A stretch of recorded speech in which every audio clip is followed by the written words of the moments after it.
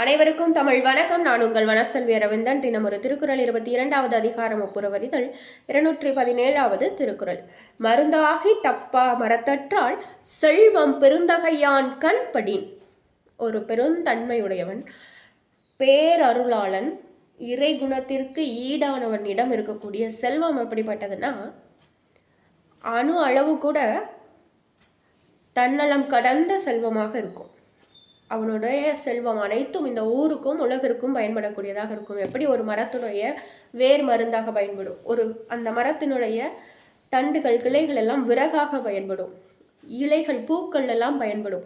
ஒரு மரம் அப்படின்னு எடுத்துக்கிட்டா அதனுடைய வேர்ல இருந்து நுனியில இருக்கக்கூடிய மலர் வரைக்கும் அனைத்துமே மக்களுக்கு பயனுள்ளதாக இருக்கும் இல்லையா? அது போல ஒரு பேரருளாளனுடைய செல்வம், பேரறிவு இருக்கக்கூடியவனுடைய செல்வம் அனைத்தும் பயன்படும், அனைவருக்கும் பயன்படும், அது யாவருக்கும் ஆனது என்று வள்ளுவம் குறிப்பிடுகிறது.